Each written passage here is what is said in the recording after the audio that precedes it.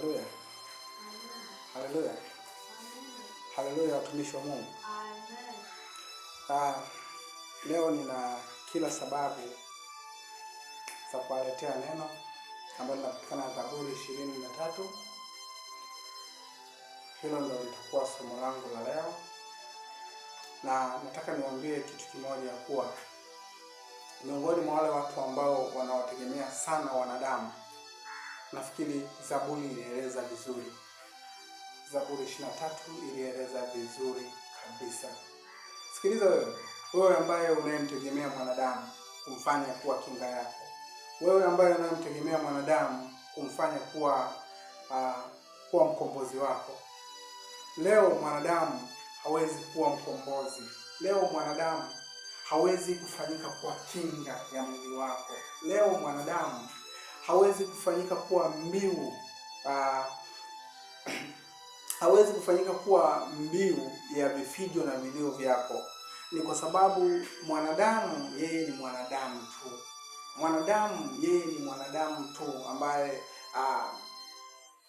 huwa hawezi kusogea mbele zaidi, ambapo hawezi kwenda sana mbele zaidi ya neno la Mungu lililosimama katika ukweli na uhakika. Sikiliza, wakati ambapo unapokuwa ukimlilia Mungu yeye anaweza akakwambia ni namna gani unaweza ukanitafuta kwa ukweli, kwa udi na uvumba na ukanipata. Sikiliza, wakati unalalamika na kujua ya kuwa Mungu hayupo na wala Mungu hapatikani, Biblia imeandika kwa wale watu ambao wanitafutao kwa bidii hao wataniona.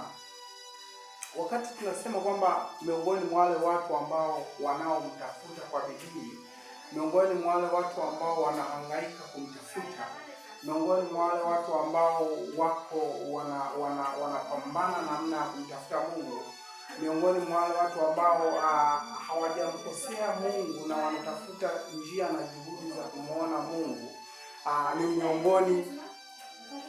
ni miongoni mwa wale ambao neno lao, wakati unasema kuwa Mungu hayupo, ni wakati ambao sisi tunasema ya kuwa Mungu yupo na Mungu anafanya kazi yake kweli kweli. Na ndio maana tumekuwa tukiona vitu vingi ambavyo vinatokana na Mungu. Na wakati tunasema kwamba Mungu, huenda Mungu akawa labda ametuacha, tukawa tunasema sisi kama sisi, lakini Mungu hawezi kumwacha mtu ambaye alimuumba, tena aliyemuumba kwa thamani na kwa damu yake na kwa uwezo wake wa Roho Mtakatifu.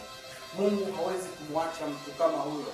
Unajua, Mungu huwa ana watu ambao tayari kashawachagua. Yeye ukimuita kwa sauti, mfano kama amekuchagua, unapokuwa umemuita kwa sauti, Mungu uitika kwa sauti. Na tena anasema naitika kwa sauti kama upo karibu na mimi. Ile sauti nitakavyokuwa nimeitika itaharibu baadhi ya vitu ambavyo utakavyokuwa navyo kwenye ulimwengu wa roho. Na ndio maana ukisoma katika Zaburi, nimesema Zaburi